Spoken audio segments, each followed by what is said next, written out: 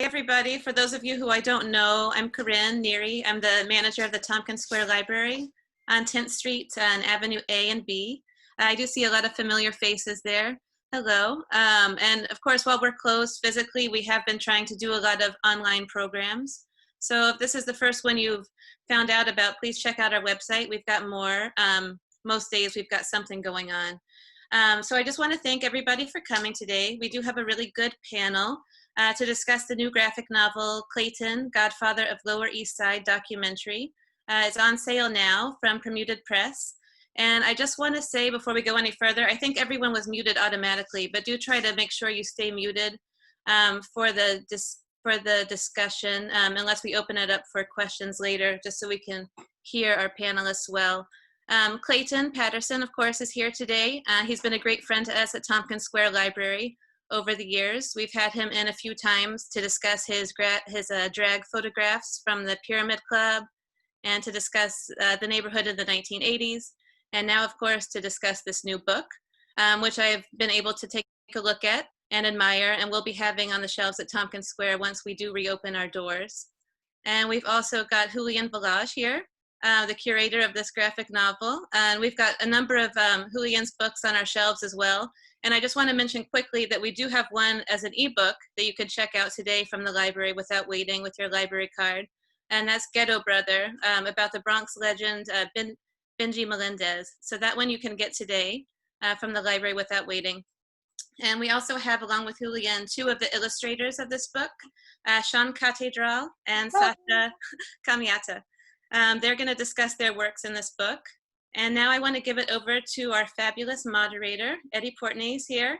And he wrote the foreword for this book. And of course, we've got one of Eddy's books on our shelves as well, Bad Rabbi and Other Strange But True Stories from the Yiddish Press. So Eddy?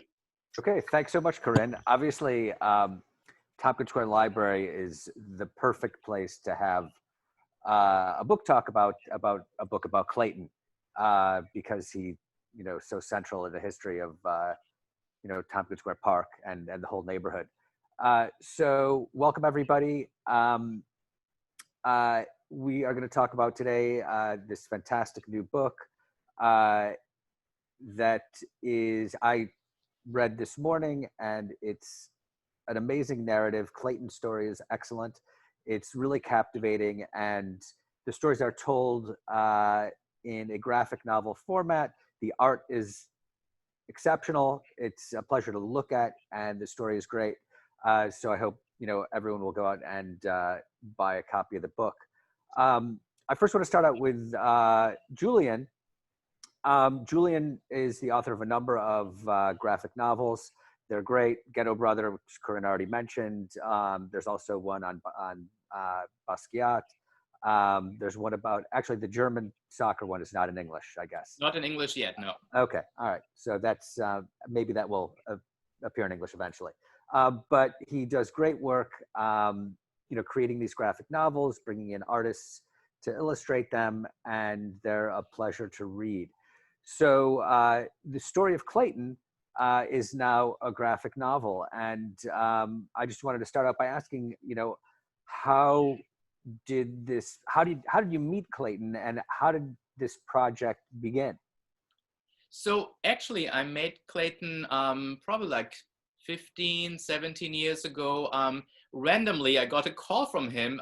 He was working back then on an anthology on the Jewish Lower East Side, and not like the classical like turn of the century stories of Jews in the Lower East Side, but really a much broader story where you have places like CBGB and so on. And I back then had a Jewish walking tour company. I'm a photographer, so I did a photo documentary on former Jewish sites, among them the Lower East Side. And he reached out and we met up and discussed it. So I ended up contributing to his anthology. And when we think about the subtitle, Clayton is really the documentarian of anything like Lower East Side, East Village in New York. I mean, there's nobody who has delved into the different cultures that this neighborhood developed and created. But we were really a bit out of touch. And then 2015, my graphic novel Ghetto Brother came out, and it's about the iconic gang truce in 1971 that kickstarted hip hop. for those who know the movie The Warriors, it's basically the real story of the Warriors. And Clayton was doing it that time with Cochise, who's also a character in the book about him, a book about the gangs of the Lower East Side. And that's how we basically reconnected.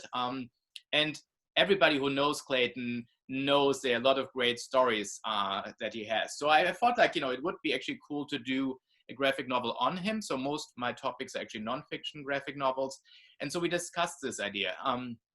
And unlike other graphic novels, it's an anthology. So for those who know the American Splendor series by Harvey B. Carr, that's like the classic American personal narratives, underdog, underground comics. I thought like doing something similar, but the book for many reasons pays homage not only to Clayton, but also the Lower East Side. And we wanted to do something with photography because, Clayton is a photographer. We wanted to do something with videography. So it really is a whole experiment of storytelling. And so maybe what we can do, we can start actually going through this and maybe giving some examples of what we have to in it. 1 second. So this is your PowerPoint. You put this together. I put this together, yeah. So it's a PowerPoint I put together. So this is a cover of the book. And it's actually it's also, of course, the image you see behind me.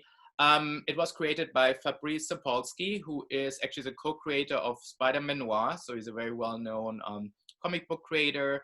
And the interesting thing is we also have, there's an app, Artivive. If you download it, you can hold your phone on top of the cover and a video will appear. The idea was to have like a augmented reality cover, which I don't think I've ever seen with graphic novels, so it might be a first. And you basically can see video of Clayton because Clayton is a videographer, so I thought it would be cool to have something with video. And Clayton can maybe tell a few words about Jump Into the Light, the company that created it. Yeah, Jump Into the Light was one of these neighborhood groups that came down here, this whole new technology thing. And anyway, the thing that was really interesting and inspiring about Jump Into the Light is that they were very community friendly. And they had kind of like an experimental side, and they survived by being an arcade. But they were very generous and open to people in the public to come in there, experiment, make things. They had a green screen. And they were just very generous to me. And so Jump Into the Light has really been helpful and very responsible for a lot of this happening. So I really appreciate Jump Into the Light. They were on Orchard Street. Yeah, I hope they're back after this pandemic. But yeah, Jump Into the Light was one of the new groups of people that came down here that really offered something back to the community. So yeah, so we thought it's a nice way to include them. And hopefully, they will survive the pandemic. So they're a mixture of augmented virtual reality arcade, but also a film studio. So for anybody who even just wants to try it, they can download the Artivive app, and then even on a computer screen, if you go to the publisher's website, open the cover, you can actually see the videos, even if you don't have the physical book in your hand. So the subtitle, Godfather of Lower East Side Documentary, comes actually from this gentleman here, Clayton. If you want to just chime in here. Yeah, two things about this shot. One is it's Anthony Bourdain. I'll just quickly get to the shirt, which has a tattoo and wild style on it. That's also in the graphic novel. It talks about that chapter. But Anthony Bourdain was sort of coming back to reclaim his youth on the Lower East Side. Famous international chef, had a TV show on CNN called Parts Unknown, where he would travel around the globe and experiment with different foods and things. But he was, I had some heroin, I have a heroin bag collection, and he was very inspired and wanted to see this bag from the mid 80s called Toilet, which I had. So he came down, and I also got him, like, because I would document the neighborhood, I got him, I think it was 5 different people to be on the show. I got more neighborhood people, like skaters and things like that. Somebody else could take care of the Patti Smiths or whatever, but I took more sort of the people part of it. And he was a very generous and, wonderful person. He was very amiable, very easy to be around, very easy to talk to. And we clicked. So, and he gave you the title, Godfather of Lower East Side Documentary. Yeah, and anything Lower East Side related or something. But yeah, Yeah. So he's a big part of it, and he's one of my really good memories. Yeah. So the book starts with a fumetti. So for those who are not, 1 second, so the idea was I wanted to do something that also honors Clayton as a photographer and also find a way to showcase where he lives, because 161 Essex Street, his home really is kind of like a unofficial community center of the Lower East Side. I mean, artists for years always go in and out. And so we start actually with a fumetti. So the word fumetti is Italian, means speech bubble, but is often used for photo comics. It was like something very big in the 50s, 60s, actually very popular in Latin America. There's like a slight comeback in recent years. And so the framing device of the book is this fumetti. So between the individual chapters, always a fumetti appears, and we have a journalist played by Seanne Catedral coming to Clayton's home and interviewing him about his life. And so this is really like Julian, can I just ask, Yes. who took these photos? I took the photos. So I'm a photographer by training. So I did a photo session. We did this in like one afternoon, probably like, it was a long, or maybe it was more, but if we did it more than one day, but I think we did nearly everything in one day, right? It was just one afternoon. Yeah. Hanging out. So yeah, so Seanne Catedral is actually one of the illustrators. You will hear more from her, but so she plays the journalist who comes to Clayton. And so then, so this is a framing device. And again, it's very different than any other graphic novel I've seen. I mean, there are places where they use like fumetti, but never really as a framing device that comes back on and on and on. So it's really creating like one narrative with this fumetti, and then having the different illustrators do individual chapters on his life. So the first one is actually on his childhood.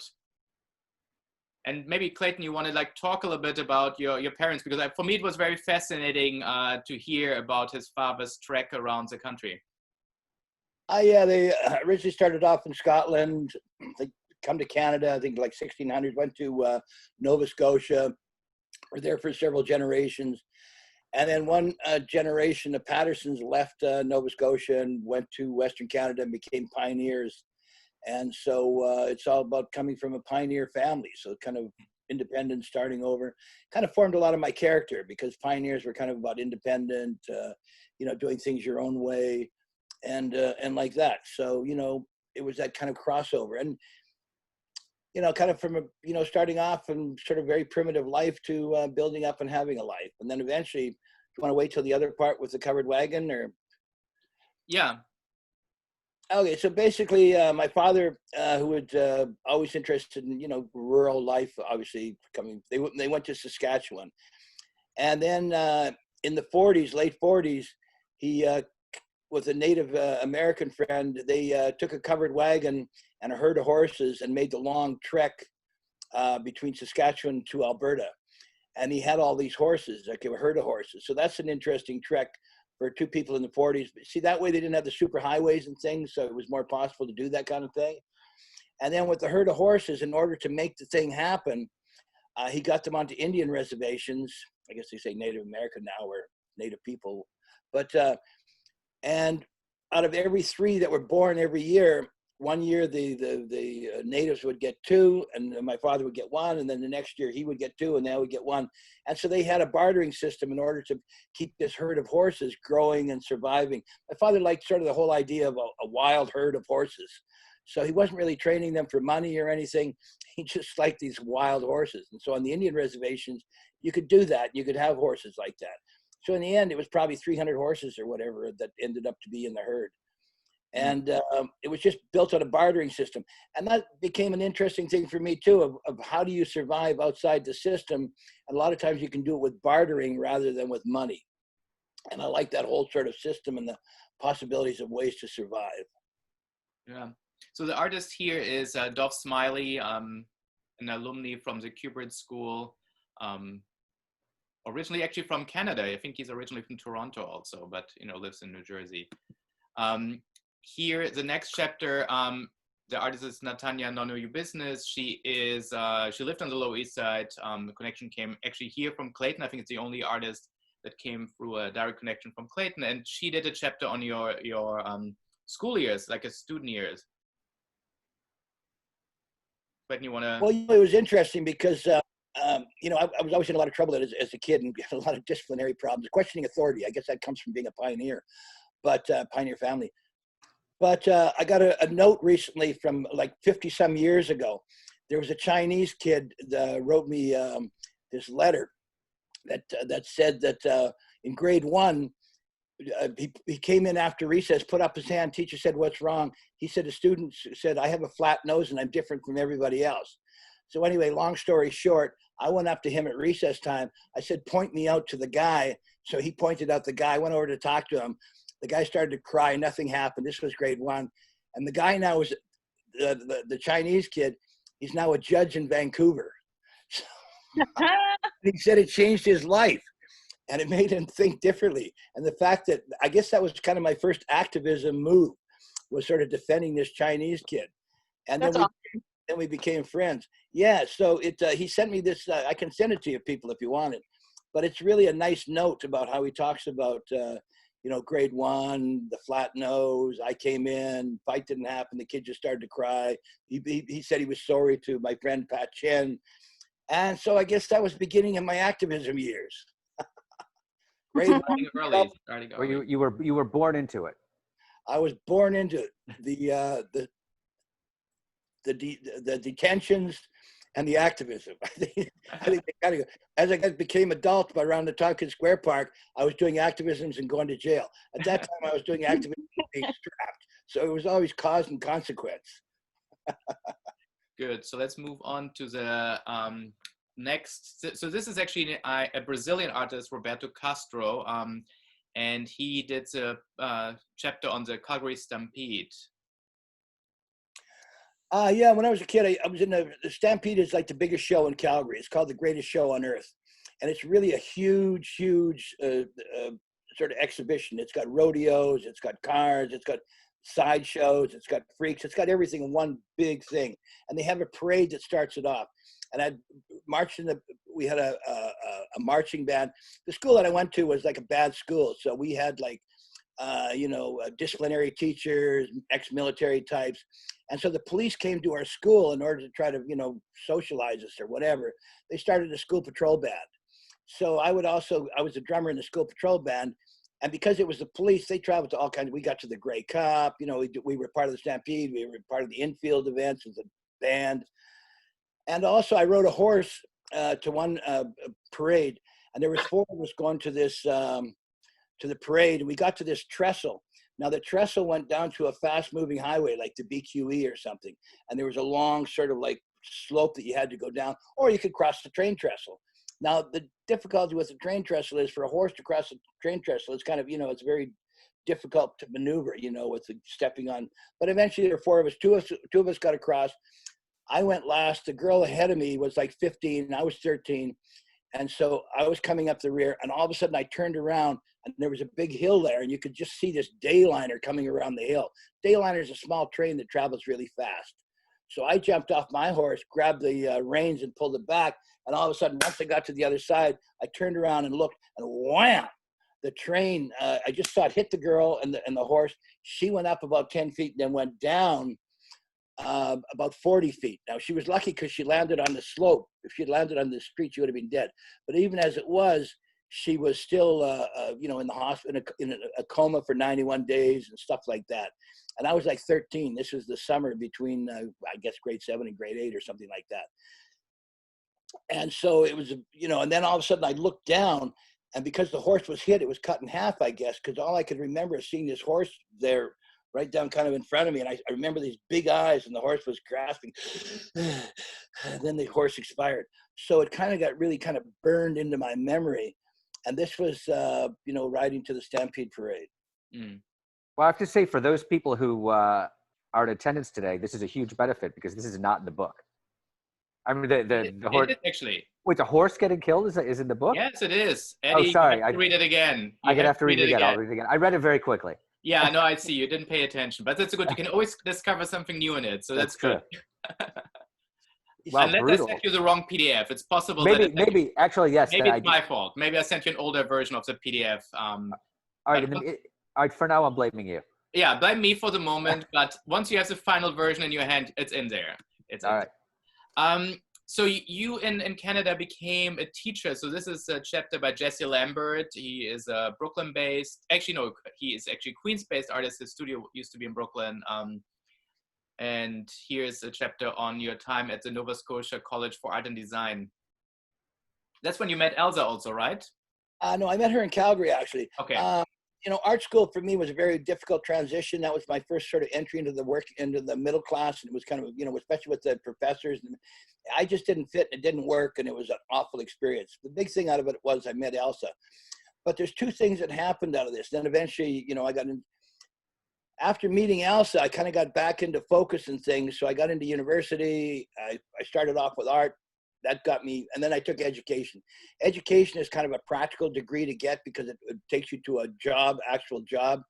So it was very important to me coming from the working class to kind of have an education that is functional in some sort of way. And also for me to get teaching, kind of mentally for me, it overcame all the stigma I had between teacher and student. And all of a sudden, because I taught in this small country school in the beginning, I realized that there's really great teachers around that really just love to teach. So it was a different experience than I grew up with. And although in high school, I had an art teacher, Mrs. Godard, that changed my life because she introduced me to art. And for me, it was like finding God. But anyway, it was very important for me to teach. And then later, I went to Nova Scotia and I took printmaking. I became very good at it. And it was a very good school. And it kind of, the lithography came out of the Tamarind School. And my etching guy was Yale. And so I was the etching technician in order to make a job, make money while I was going. But the game that I learned is in the summer, if you could get 12 students, each paying $125, then you could teach a college course. I was working at Seahorse Tavern and I got a bunch of students. And so I did. So that was my first college teaching job. And then that got me back to eventually Calgary. And then I got back to that art school where I had so many problems in the beginning. So I felt that I conquered all of my demons and I was okay. So that's part of what this was about. And then also by learning printmaking, which is again practical because it's a job oriented. When I was teaching at Calgary, I invited a person who had been from Calgary, a guy called Deli Sacalato. He wrote books on printmaking and stuff like that. He was a master printer in New York at that period. This was early 80s. And that's how it got me to New York, was my printmaking experience, because a lithographer at that time was kind of a rare thing, because to get a visa or anything else, you had to have something that no other American could do. Well, the lithography thing was very specialized. And when Reagan first got into power, he turned prints into tax shelters. So printing was a big business at that time, fine art prints I'm talking about. So it just opened the door for me to come to New York, and that's how that door got opened. So this actually brings us to the New York chapter that was done by Seanne. Hey. So Seanne, maybe you will talk a little bit about your chapter and how you met Clayton, and you know, it's your first graphic novel, so how even this happened? Well, first I met Julian at a Mocha festival, and at that time I was just a noob, complete noob, with my like web comics and like fresh out of like art school and trying to do it in real life. I was tattooing at the time too, and I was like, I need something more. And that's why I started getting into comics and doing, you know, like sequential things. And I was just like so brand new, but I met Julian because he had a table at Mocha for Ghetto Brothers, and he actually took the time to talk to me, and he checked out my web series, and then we kept talking. And yeah, he was like, look, I have this project. I don't know if you've heard of him, you know, being like a New York kid who like hung out on like St. Mark's, but this guy Clayton, and we just all met. It was awesome. Everything clicked. Like, I've been part of the subculture my whole life. You know, I was one of those kids that hung out at Tompkins, bummed cigarettes off of people on the stoops at St. Mark's by the comic shop. Everything just went beautifully, and I don't know. I was still very much of like a rebellious punk trying to get my like stuff together when I was starting to work on this book. So after I got home working at Harley Davidson, whatever emotions I was going through, I just took it out on my pages, and I had a great script to work off of. And after hearing all of Clayton's stories, seeing all of his pictures, it was just really inspiring to see the city that I grew up to love back in the days that I wish that I was a part of, because everything that happened in those days is what inspired me and definitely helped me form my own opinions and views of the world. It was a whole trip, and thanks. Yeah, I think one of the things is with the differences in styles and things like that, the one thing that keeps it all together is Julian is a real master in terms of writing brief descriptions in short sentences, which is really important to a graphic novel or a comic book, is how do you take the whole essence of the topic and put it into like one sentence. And the thing that really holds this whole book together really is Julian's writing. And he really is a master at taking, you know, it's kind of like picking the best apples off the tree and putting them on the table and making them into a pie, because he's able to take those, because I talk a lot. I talk in long, maybe too long pieces, but he can take the essence of that into very short sentences. And the whole thing is really held together beautifully because of really the biggest asset it is Julian's writing. And he really is a master at that craft of you know, bringing ideas down to the very essence and then writing it. I think Eddy would, and everybody would agree with this, is that it's the readability of the whole graphic novel that really ties and weaves the whole thing together. One of my fears was, I'm 71, and a lot of graphic novels will take like 5 years to draw or more, because, you know, it's a lot of drawing for one person to do. And we're also working on the cuffs, so it's not like everybody's getting $1 million. You can just tell people to do more. So we got, I think Julian eventually got 17 artists, which was a big job for him to do and manage. So Julian's also a very good manager and organizer. I'm the least organized person you'll ever meet, but Julian is very organized. He's got that German thing going on. So he was able to kind of carry on this whole group of people and make it all come together. And then the words that weave it together and his short sentences make the whole thing sing. So Julian's really a big part of this. And the whole consistency of it is, you know, is kind of his organizing, and then the words and the language that weave it all together is Julian. So that's why it sort of is allowed to exist in the harmonious way that it does. Yeah, I would totally agree with that. You know, the narrative flows really smoothly. You know, in spite of the fact that you have, you know, you have the fumetti aspect, the photographic aspect, and you have a bunch of different artists. The narrative is really cohesive, and you know, everything just flows together really naturally. I think, you know, it really worked really well. So kudos to Julian. And how do you take, when I go on these long rants and take it down to the essence of one short line? That's an incredible talent. Thanks, guys. Thanks, guys. Yeah, he learned how to distill Clayton. Yeah, so that's like, this book is like it's the distillation of Clayton. I'll put it on my resume, so that's good. That's good.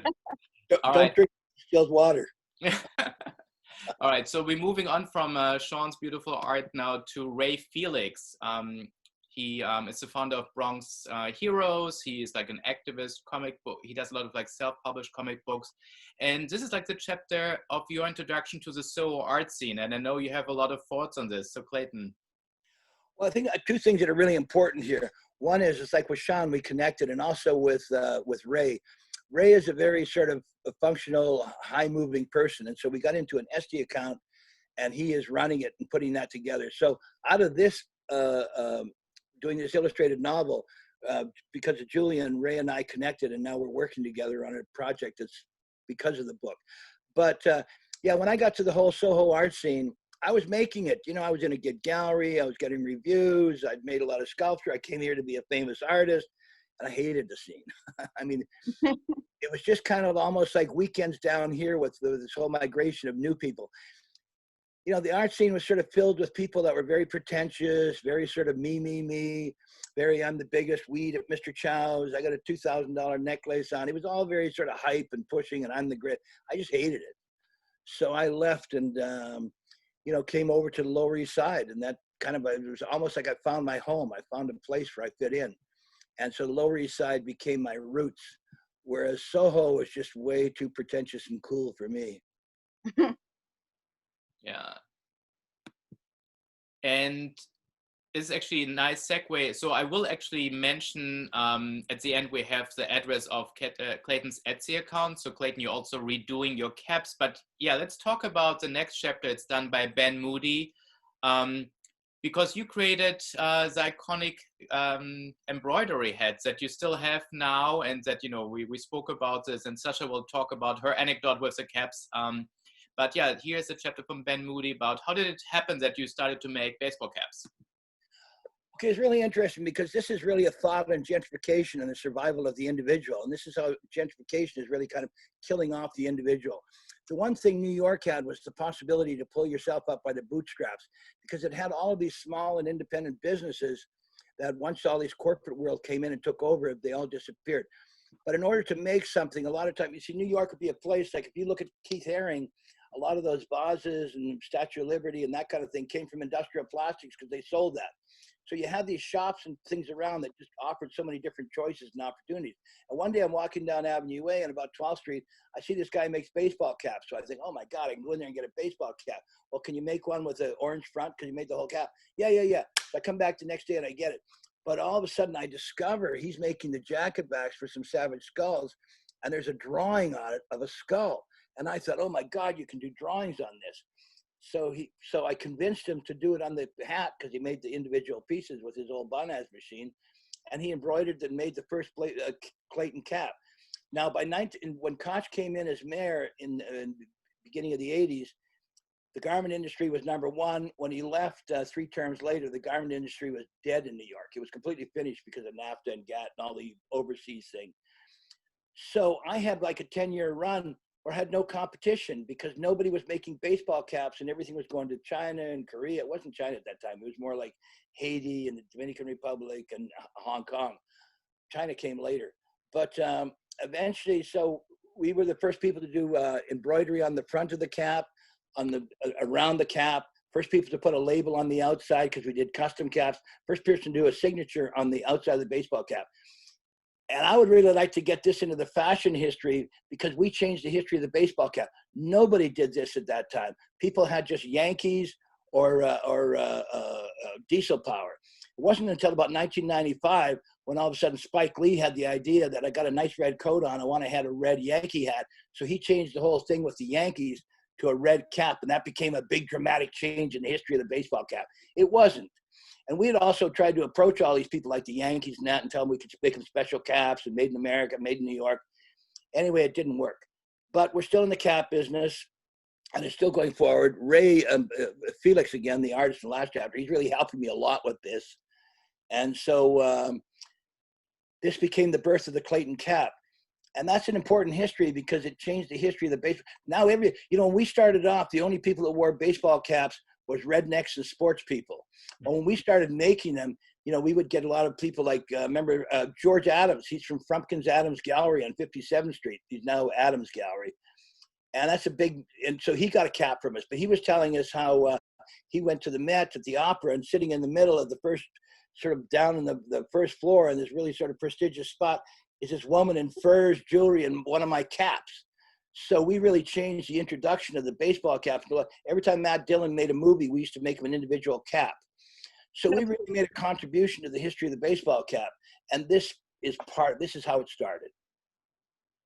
And Julian got a lot of this into 1 or 2 sentences. So read the book.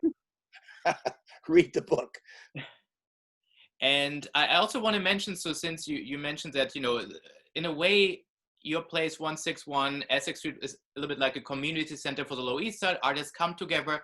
And also this is actually reflected in the book because a lot of the artists, it was very important for me that the artists meet you and not just like get an assignment and do it. I should also point out that all the artists, they did it as voluntary and they became part of the community. So people, Ray is now involved helping you with the Etsy store. Other people are involved in other things. So it also created a kind of community among the artists and also connecting to you.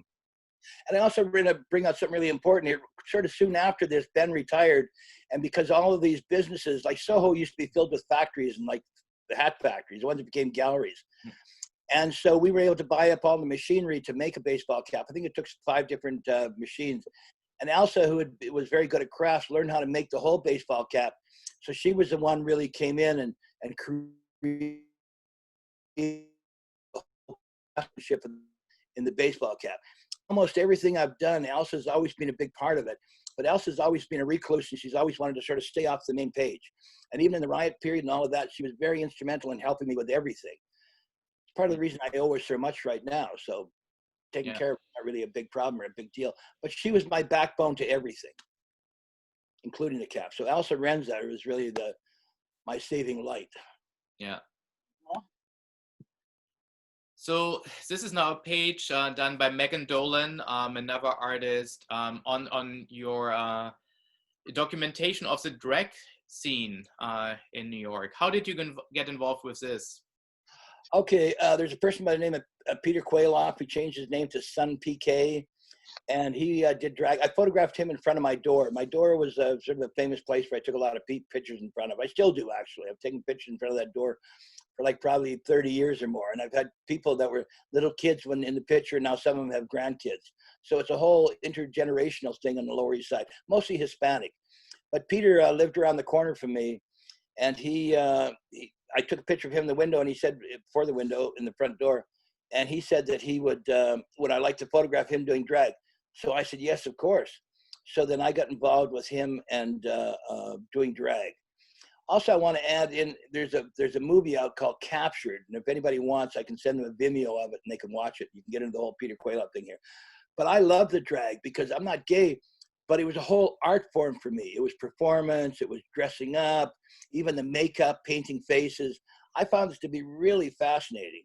And you know, because it's Lower East Side and the drag thing here, traditionally drag sort of was guys dressing up as famous women.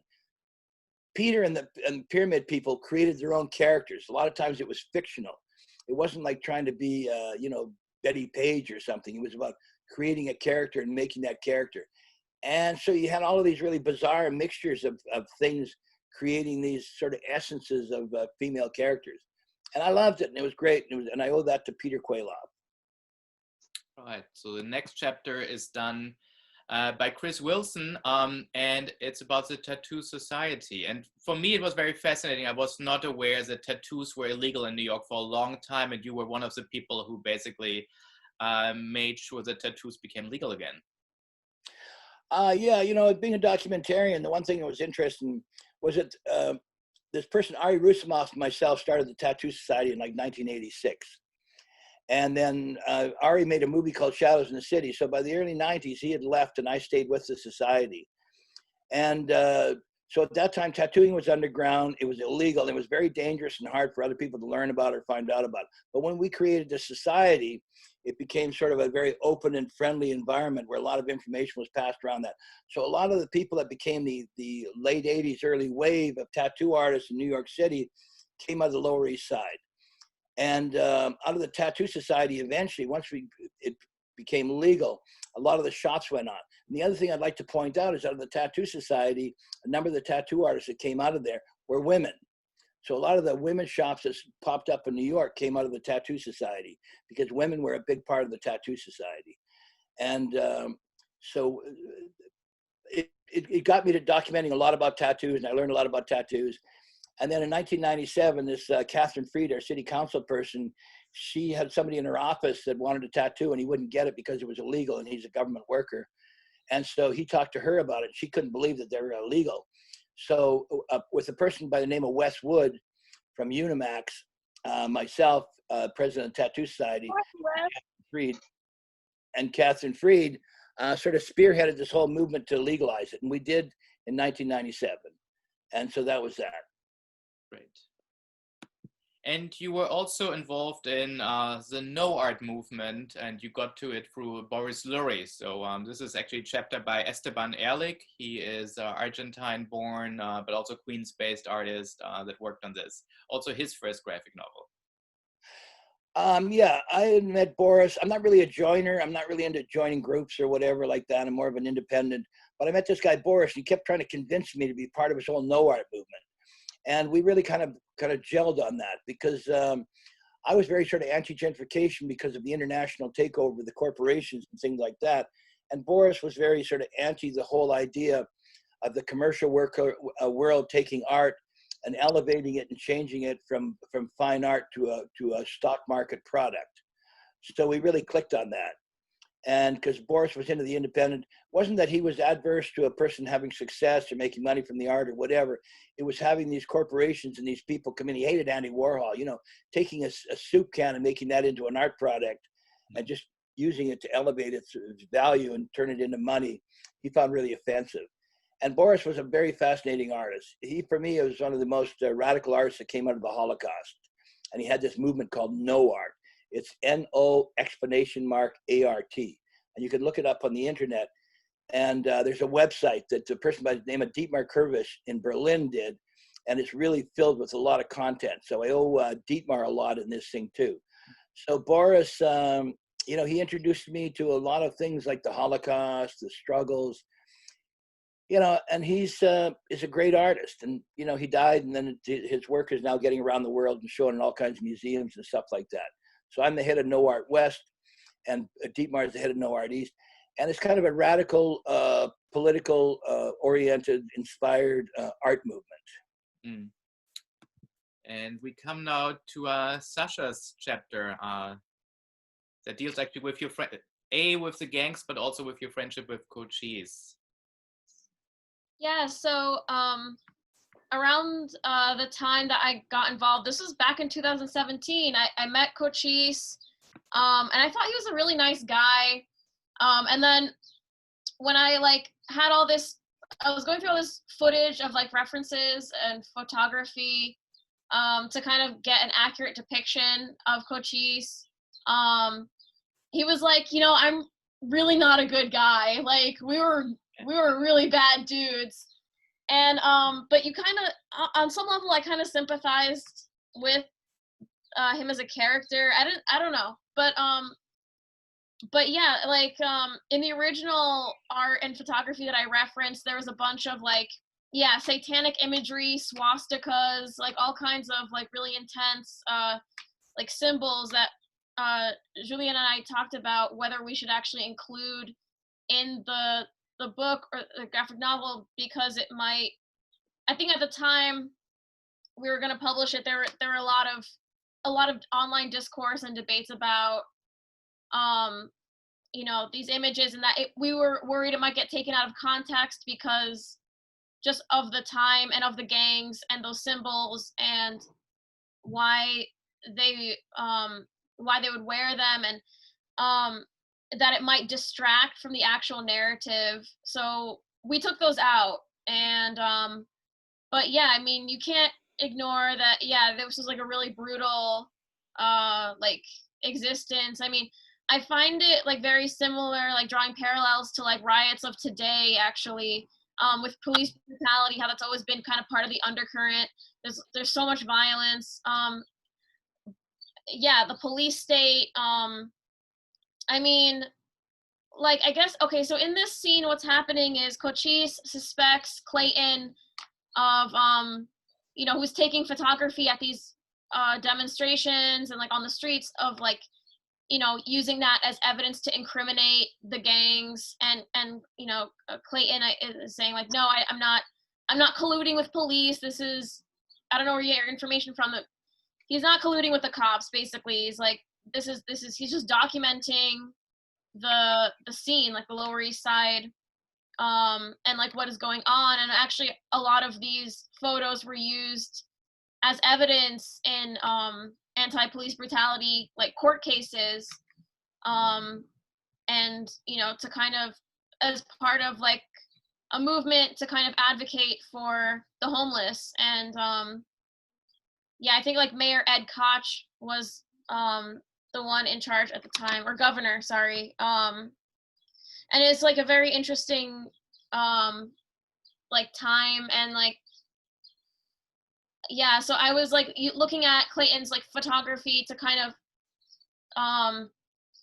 get a feeling of the era that is depicted here, and you know, the police brutality, the tents, the just the riots and everything. And Yeah, I think she pulled it off really well, and I think it's a very good thing because it meant nothing to either Cochise or I, the fact that the swastika net was taken out. I mean, these were Puerto Ricans, Lower East Side. They weren't anti-Semitic. They were antisocial. So the whole idea about swastika was that it'd be a real sort of FU to everybody else and kind of chases people away. It's like with the tattoos at that time. So their presence was to be aggressive, was to be anti-authoritarian, was to show up in the street. So how do you do that? You put on symbols. But so it was no problem for me or for him to have them taken out. And the other thing is because it was a story that was important. The thing me and Coach Cheese was, I all of a sudden realized that this guy's a really smart guy and he's a very good artist. So we connected on the art level because art is kind of spiritual. It's like a godliness thing.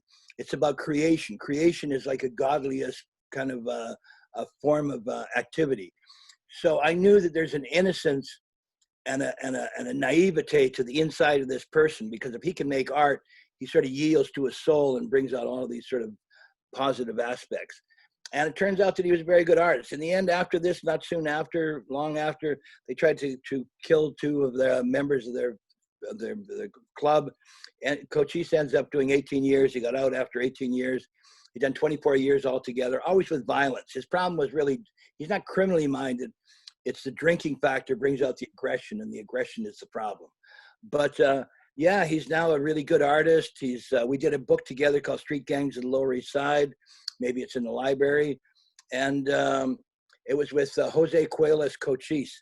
And I think, you did a very good job of succinctly putting that whole little story together. Between Julian's words and your pictures, that whole thing that encapsulates that idea perfectly. Yes, and Sasha actually has in the book a very beautiful, actually the only double-page spread. So yes, once you pick up your own copy of the book, you'll see how beautiful she has this double page. I also want to say one thing Julian pulled off was not only the cover with the augmented reality, but it's a hardcover book, and it's actually beautiful to feel. It's 11 by 14. It has real sort of substance. It's a very rich hardcover. Yeah. Is Summer McClinton on this one here? Summer, are you on? Don't think she is. But so the last chapter of the book actually depicts the Tompkins Square riots, and there's a lot police riots. And so there's a lot of actually current affairs in it. I mean, on the one hand, Sasha mentions this. So Clayton, you were one of the first who documented misconduct by the police by camera and got people into trouble. Can you talk about this a little bit? So this is artwork by Summer McClinton. She is one of the artists who also worked with Harvey Peaker, and unfortunately she had to take her son to the doctor today, so unfortunately she's not on right now. But yeah, this was the first time that the sort of handheld, commercially available camera, because this was a new technology, was available to the public. And so this was kind of the beginning of citizen journalism, the individual holding the police accountable by using, a big part of what I do is, it's a very important message, is I want everybody to realize what I did, anybody can do. I mean, there's not, I'm not trying to be Richard Avedon. I'm not like the greatest photographer in the world. What I do, anybody could do. Like I had a 1 hour photo place that developed my film, and that they were great, by the way. They did a really good job. But that's a commercially available, and now it shows this whole citizens journalism. Now people are doing it with cell phones and holding people accountable, the police accountable. And so this was kind of the beginning of that whole movement. And that's how I got into Oprah Winfrey and things like that, was the whole idea of the beginning of little brother is watching big brother. Is when I was on Oprah, I threw that term out there because that was sort of succinctly put into a small encapsulated idea of little brother is watching big brother. And it turned out to be true. And so I kind of forecast that and sort of spearheaded that whole kind of movement as well.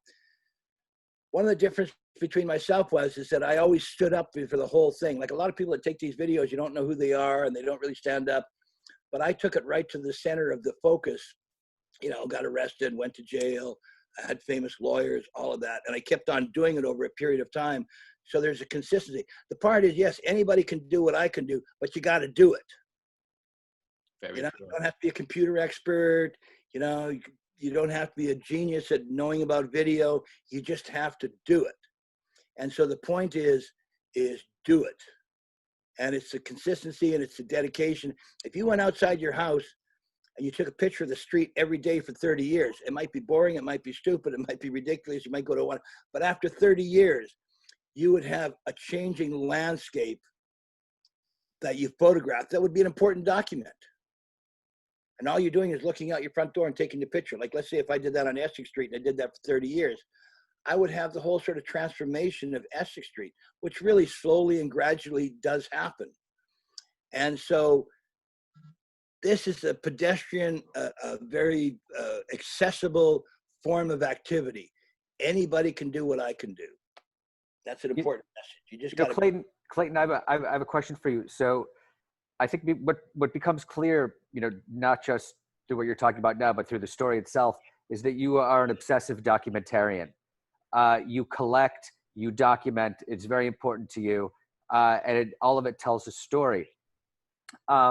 So I'm curious. You moved to the Lower East Side in, I think, the early 1980s. How many photographs have you taken? How many, of your immediate neighborhood and what's going on in the neighborhood? How many hours of video have you taken? How much have you amassed over the years? Okay, there's two really important points about your question. One is I'm in desperate need now. I'm 71, kind of, I'm playing the end game. I'm with Elsa, who's, kind of drifting out to sea.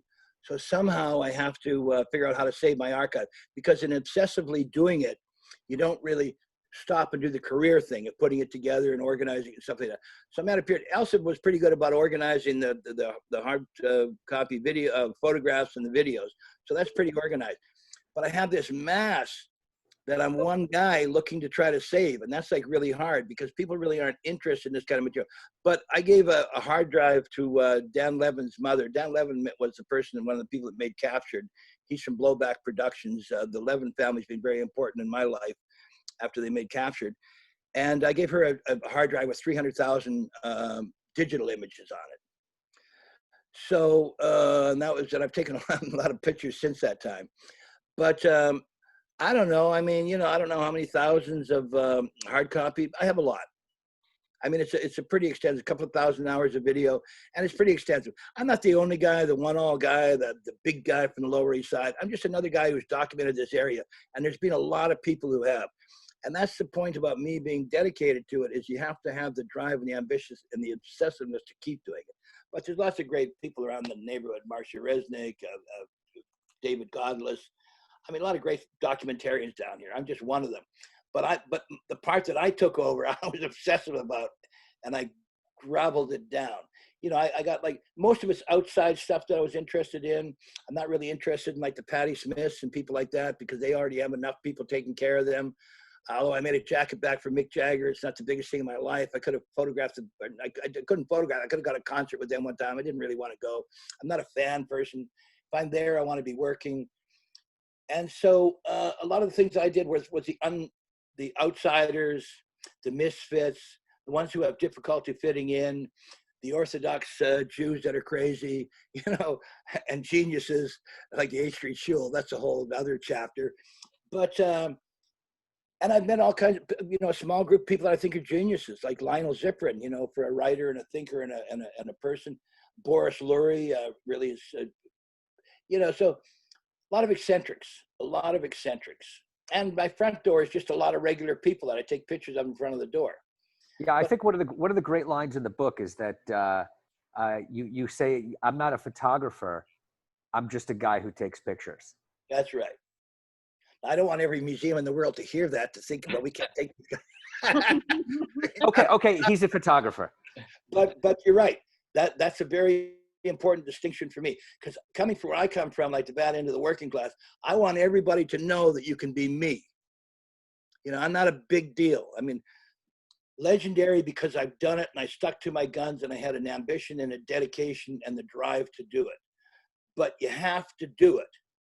And there's not, like I say, I'm not Richard Avedon with the 4x5 camera, the whole studio, everybody working around, figuring out the lights and that. I'm a guy that pushes a button and makes the picture. I think I'm a bad photographer. I mean, I think I have an aesthetic. I'm an artist, and I think there's a style to the whole thing. But it's really important that people know you can be me. I think That's one excellent. important, Sorry, I just have to go. So Yeah. continue, but this was great. Thank you, Clayton. Thank you, Julian. Thank you, all the artists. Tell us about your pillow. Oh yeah, this this is a special pillow made by Clayton. I don't know if you have this, well, the pillow's not made by you, but the patch is made by you. I don't know if you have this stuff in your Etsy store, but you know, Clayton's a great artist in his own right. And this is one of the things. This is, you can see my pillow, his patch which I'd made on. Well, thank you very much for that. You know, there's one other quick point I'll make, you if you have to disappear. But all of those drawings, a lot of people didn't really like my drawings. But I was the president of the Tattoo Society, so being the president, I made the cards and I put those drawings on. The fact that some people didn't like it didn't really matter because I was the president. People loved me because I was giving them opportunity, and it was a friendly and open thing. But I did my thing my way. Thank you, Eddie. So I want to make one maybe last important comment about Clayton, because one thing that, yes, everybody theoretically could do it, but you were always also an insider. So when you created the Tattoo Society, you wanted to have access to some of these people to photograph them, so you became part of this. You went to the drag queens on and on again, so you were not just an outsider who snaps a picture, but people gave you access because you were part of it. And in a way, the graphic novel functions the same way. I didn't want someone just to come and say, okay, I can illustrate it, but I wanted people to meet you, to experience your home, to be part of the story. And in a way, the graphic novel in many ways does really justice to this. So I think it's an important point that it's not just everybody could do it, but not everybody could do it. Yeah, and it's a good point about being an insider to the outsiders. I'm just wondering, do any of the people in the audience have any questions? Or can we take a few questions for a minute? We do have an audience. Yes, please unmute yourself, and we can have like maybe 5 more minutes with questions if there are. Curious if you'd ever worked with Michael Roman, because his artwork seemed to have a shared affinity with yours. Well, that's true. I mean, Michael Roman, I knew. I mean, he was big with silk screening, those skulls in the early 80s. And then I think he went to San Francisco or something. But he was a dominant figure in the Lower East Side art movement. And he had a very recognizable style. And yeah, you're right to bring up his name. I mean, we weren't really involved or engaged with each other, but we knew and respected each other. Mm-hmm. Any other questions? Anybody else out there? And did we chase everybody away? What's happening, Frank? You got anything to say? Me? Who, me? How about Alexander? If there are no more questions, I just want to say, so we had the address of Clayton's Etsy store. So right now, distribution of the book is still a little bit challenging. You can order it, ever books are sold, but also you can actually get it straight from Clayton as a signed copy. He has an Etsy store. And once we put the video on YouTube, we'll have the address for the Etsy store. So supporting art and artists directly, I recommend getting it straight from Clayton. And hopefully, once things will reopen and we coming back to a new normal, we hope to have like an exhibition with the art and like signings and so on. So please be in touch, follow us, and hopefully you will enjoy the book once you get your hands on it. Yeah, thank you to everybody for being part of this today. It's really inspiring. It's beautiful to be part of Tompkins Square Park Library. I want to, well, I'll ask a question another time, but I was going to ask about the gentrification of 10th Street between A and B, because all of those buildings are really nice brownstone buildings in the library. And I was wondering if who did that? Was that German Lutherans or German Jews? Because it was probably one of these early immigrant groups. Because there was periods where Lower East Side was getting gentrified in the past, like up until 1929, and then the crash came, and then everything went down. But that 10th Street, where the library's on, is one of the most beautiful streets in the neighborhood, and they're all like really beautiful brownstones. And the library's on that block, and the library is a beautiful building. So there was some group of immigrants, and at that time that would have been gentrification, but that's gentrification that's making the neighborhood better. It's not like gentrification of corporations coming in, chasing out all the small businesses and just making it international and having no relationship to neighborhood.